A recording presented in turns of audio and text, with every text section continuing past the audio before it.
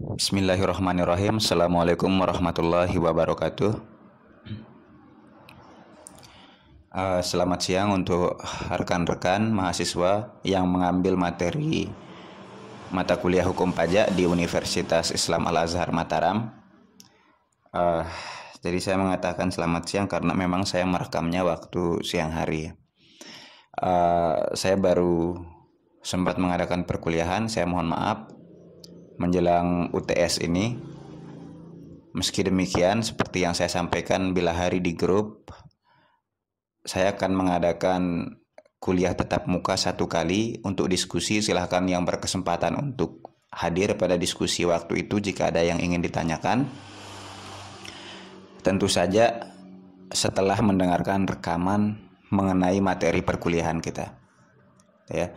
Jadi pada perkuliahan ini, perkenalkan, saya Suhefli Husnaini Ashadi.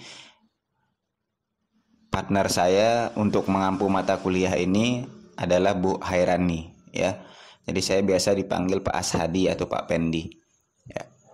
Jadi ini merupakan pertemuan yang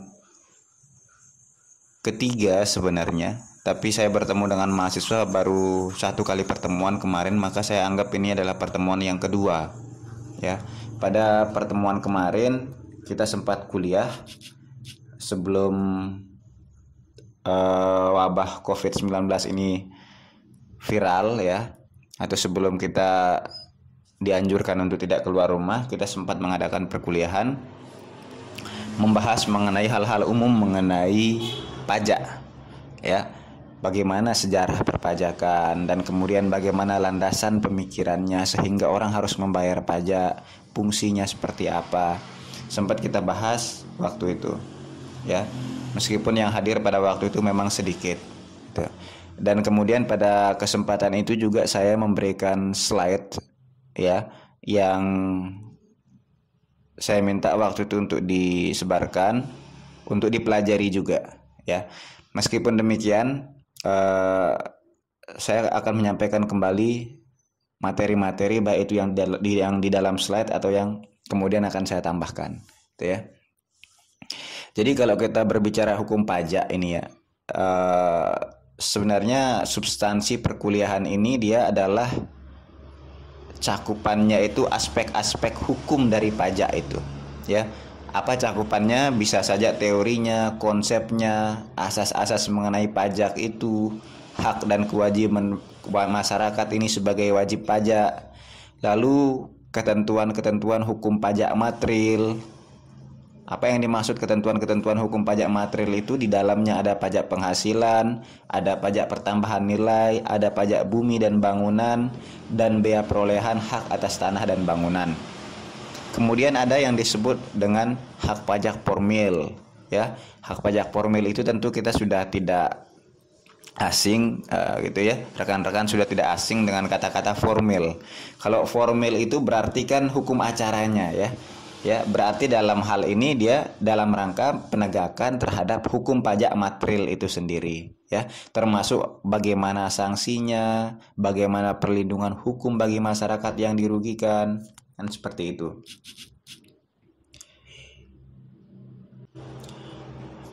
Tentunya tujuan daripada perkuliahan kita ini adalah supaya kita memahami substansi daripada hukum pajak itu dan kita mampu menganalisa persoalan-persoalan hukum dalam praktek yang berkaitan dengan hukum pajak, gitu ya. Jadi itu tadi yang akan menjadi materi perkuliahan selama pertengahan semester ini sudah saya sampaikan. Boleh juga dicari di berbagai literatur mengenai hal-hal yang tadi saya sampaikan, ya. Jadi kalau saya jabarkan kembali materi-materi yang ada di dalam rencana perkuliahan yang saya buat, maka pada pertemuan pertama itu kita sebenarnya mempelajari hal-hal atau deskripsi umum tentang pajak, pengantarnya, ya.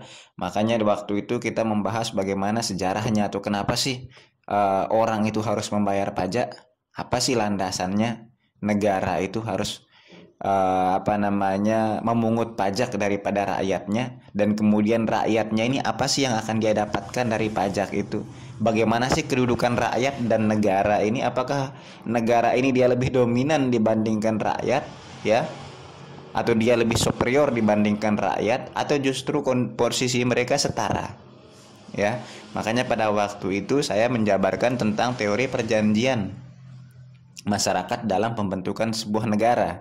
Ya, bagaimana kemudian rakyat ini melakukan sebuah konsensus untuk memilih pemimpinnya, dan kemudian pemimpinnya ini berhak mendapatkan gaji, ya, yang dipungut dari pajak rakyat, ya, yang diambil dari pungutan pajak itu. Rakyat punya kewajiban untuk membayar pajak. Meski demikian, kemudian apa kewajiban daripada negara? Maka kewajiban daripada negara adalah memenuhi hak-hak dasar warga negaranya. Ya. Apa hak-hak dasar itu? Tentunya hak-hak untuk hidup, itu ya, hak-hak untuk mendapatkan akses kesehatan, hak atas pendidikan, hak untuk berkeluarga, itu kan, dan kemudian hak untuk terbebas dari rasa takut, ancaman baik dari internal maupun dari luar negara tersebut. Itu semua adalah kewajiban daripada sebuah negara, gitu kan. Haknya negara apa? Memungut pajak, gitu kan. Makanya posisinya saya katakan waktu itu adalah setara. Jadi kalau kita sudah membayar pajak, maka sudah semestinya kita menuntut hak-hak kita, gitu ya. Dan negara memang harus memberikan hak-hak itu. Itu makanya kita kemarin itu kita berbicara banyak tentang teori itu. Jadi ketika kita melihat rekan-rekan kita melakukan aksi demonstrasi misalnya karena ada kebutuhan dasarnya yang tidak dipenuhi oleh negara, ya sah-sah saja, gitu kan. Kenapa? Karena negara sudah memungut pajak daripada rakyatnya. Bahkan pungutan pajak itu sifatnya memaksa, itu kan, ada sanksi pidana jika kita tidak memenuhi kewajiban yang sudah ditetapkan oleh negara tersebut. Nah, ini saya flashback sedikit mengenai apa yang sudah saya sampaikan pada pertemuan pertama itu, ya. Nah, kemudian pada pertemuan berikutnya, pada pertemuan kedua, ya, di dalam hukum pajak itu sebenarnya yang akan kita bahas adalah apa sih definisi daripada pajak itu, kemudian bagaimana ciri-ciri daripada hukum pajak itu, ya. Lalu di dalam sistem hukum ini, hukum pajak itu dia masuk di kategori yang mana, gitu kan? Kemudian bagaimana hubungannya dengan hukum lainnya, baik itu hukum perdata, hukum tata negara, hukum administrasi negara, hukum pidana, ada kaitan atau enggak, gitu kan? Kemudian asas-asas dalam pemungutan pajak itu seperti apa? Dasar hukum dalam pemungutan pajak itu seperti apa? Itu adalah materi yang seharusnya saya sampaikan pada pertemuan kedua apabila kita melakukan perkuliahan tatap muka. Meski demikian, pada kali ini saya akan mencoba merangkum semuanya dalam satu kali rekaman ini, gitu ya. Namun tadi saya jelaskan sekali lagi, saya tekankan semua yang saya sampaikan ini sudah ada di dalam slide, ya, tinggal dilihat slide-nya saja, gitu. Makanya kemudian saya bilang saya hanya menjabarkan apa yang ada di slide, saya hanya mendeskripsikan dengan kata-kata saya, dan kemudian saya tambahkan hal-hal yang membuat bahasa-bahasa di dalam slide itu mudah dimengerti. Kemudian berikutnya nanti akan ada satu pertemuan minggu depan hari Senin, ya, pada jam yang sama dengan jam perkuliahan kita. Saya akan menggunakan Zoom untuk kita melakukan diskusi. Barangkali ada yang ingin didiskusikan dari rekaman perkuliahan saya ini. Nah, kemudian yang mesti diketahui oleh rekan-rekan mahasiswa pada pertemuan ketiga itu adalah bagaimana pengelompokan pajak itu, pemungutannya seperti apa itu hutang pajak, dan bagaimana hapusnya hutang pajak itu, ya. Bagaimana, apa sih yang disebut dengan pajak subjektif, apa yang dimaksud dengan pajak objektif, lalu kemudian apa yang dimaksud dengan pajak langsung dan pajak tidak langsung itu apa. Kemudian yang dalam hal pemungutan pajak ini siapa yang berwenang, mana yang menjadi kewenangan pajak pusat, mana yang menjadi kewenangan memungut pajak daerah, gitu kan. Kemudian ada yang dikenal dengan sistem pemungutan pajak itu sendiri. Jadi kita di Indonesia ini yang kita terapkan yang mana dari sistem-sistem pemungutan pajak yang ada, yaitu ada yang disebut official system, kemudian ada yang disebut self assessment system, kemudian ada withholding system.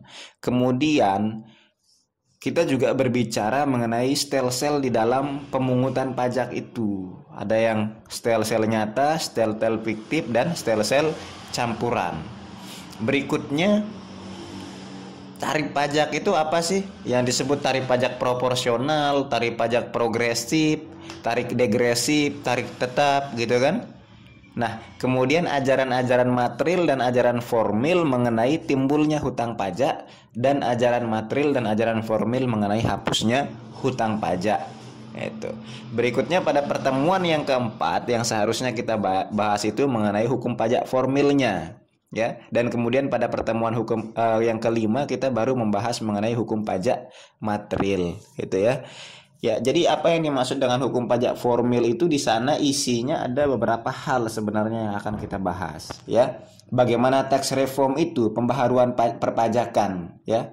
Tentu sekarang kita tidak terlalu asing dengan istilah kemarin ada apa namanya amnesti pajak dan sebagainya. Lalu pembaharuan perpajakan itu seperti apa? Kemudian kita juga kalau kita berbicara hukum pajak formil gitu ya, maka di dalamnya ada ketentuan umum dan tata cara perpajakan atau undang-undang KUP kita mengenalnya, gitu ya. Undang-undang itu undang-undang nomor berapa semuanya ada di slide, ya. Semua undang-undang itu sudah ada di slide saya taruh. Tinggal dilihat saja. Kemudian ya, kita juga berbicara mengenai dasar hukum, prosedur, pengertian dalam penagihan pajak dengan surat paksa. Kemudian bagaimana upaya hukum penyelesaian sengketa pajak itu ya. Kemudian kalau kita berbicara hukum pajak material, maka di sana kita berbicara tentang pajak penghasilan itu apa, kemudian pajak pertambahan nilai itu apa, pajak bumi dan bangunan itu apa, dan BPHTB itu apa. Nah, ini beberapa hal ya yang sebenarnya menjadi materi perkuliahan kita selama 1 semester ini, gitu ya. Jadi untuk bahan ajarnya sendiri saya banyak menggunakan buku dari Rahmat Sumitro ya, baik itu mengenai asas dan dasar perpajakan, kemudian ada apa namanya R. Santoso ya, pengantar ilmu hukum pajak judulnya, dan banyak-banyak ya. Bahkan Prof. Galang juga, Galang Asmara, ada bukunya ya, yang mengenai peradilan pajak dan lembaga penyanderaan dalam hukum pajak di Indonesia. Nah, itu ya. Jadi kalau undang-undangnya juga tinggal diperhatikan aja, gitu ya.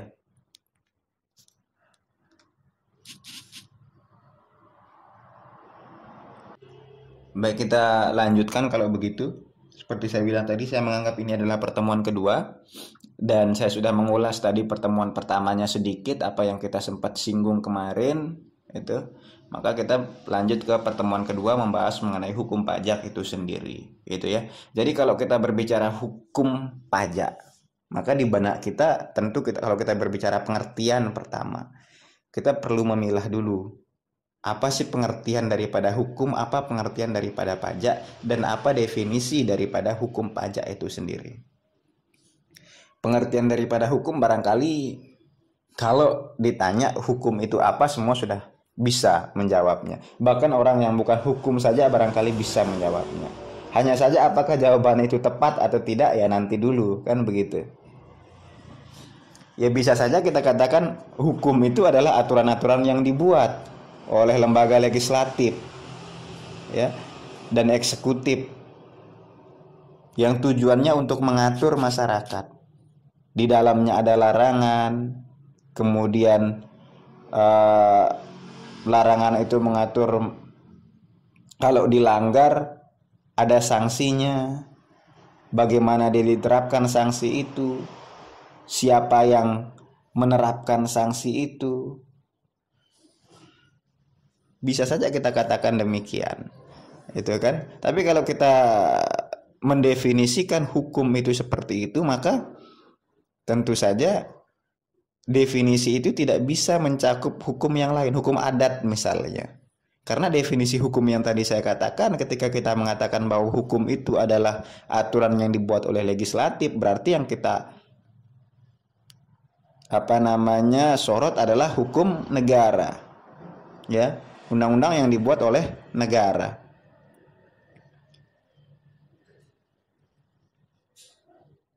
Hukum adat itu dia tidak dibuat oleh lembaga legislatif, gitu kan?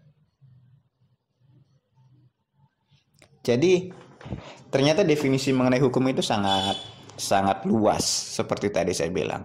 Kalau kita hanya mengatakan hukum itu hanya memuat larangan, enggak juga, karena di dalam hukum itu ada definisi-definisi pengertian. Itu enggak. Jadi di dalam pasal, kalau diperhatikan pasal di dalam undang-undang, berbagai undang-undang termasuk di dalam undang-undang perpajakan ya. Pasal itu ada yang memuat hanya definisi, pengertian-pengertian ya, biasanya di bab ketentuan umum. Itu. Kemudian memang ada yang memuat tentang sanksi. Sanksi itu ada pada bab larangan, itu ada pada bab mengenai sanksi ya, baik itu sanksi pidana ataupun sanksi perdatanya. Kemudian ada juga pasal-pasal yang karakteristiknya adalah memuat mengenai perkenan ya. Perkenan itu ya boleh dilaksanakan, boleh tidak, gitu kan. Nah, makanya kalau kita hanya mengatakan bahwa hukum itu isinya adalah larangan, enggak bisa juga gitu. Definisi itu menjadi sempit. Jadi definisi hukum itu sangat-sangat luas. Makanya kalau kita berbicara hukum sulit menemukan definisi yang pasti mengenai itu. Kalau kita ke pelosok, orang pelosok di pedesaan tidak tahu namanya hukum, undang-undang begitu kan, dan sebagainya. Yang dia tahu kalau hukum itu ya aparatnya, baik polisinya, baik tokoh-tokoh di desanya, atau kalau dia sudah masuk ke pengadilan, hakimnya, jaksanya. Hukum itu diibaratkan seperti mereka, itu kan. Padahal kalau kita berbicara tentang hukum, mereka itu adalah aparat penegak hukum. Masuknya di mana? Di struktur hukum. Kalau menurut teorinya Friedman, ya kan, ada struktur hukum, ada substansi hukum, ada kultur hukum, kultur norm, gitu kan. Struktur hukum itu aparatnya ya, kemudian substansi itu aturannya, kemudian kultur itu budaya masyarakat mengenai penegakan hukum itu seperti apa. Itu. Makanya kemudian ada tokoh besar dari Belanda ya yang mengatakan bahwa definisi hukum itu tidak ada satu definisi yang absolut mengenai hukum. Ya, dia mengatakan dengan bahasa Belanda, "No sagen die Juristen eine Definition Begriff von Recht." Ya, no sagen die Juristen eine Definition Begriff von Recht. Tidak ada satu definisi yang absolut mengenai hukum. Sampai dengan hari ini tidak ada yang bisa mendefinisikan hukum itu secara mutlak. Ya, selalu ada celah di mana definisi itu menjadi tidak relevan untuk diterapkan. Meski demikian tentu kita membutuhkan satu definisi utuh mengenai hukum itu ya. Makanya kita gunakan saja definisi sederhana bahwa hukum itu adalah aturan-aturan ya, karena kita berbicara hukum pajak ya. Tentunya aturan-aturan yang berisi tentang perpajakan, itu kan, yang dibuat oleh pemerintah di sebuah negara. Kalau kita berbicara hukum pajak Indonesia, tentunya yang dibuat oleh pemerintah Indonesia ya, di mana terhadap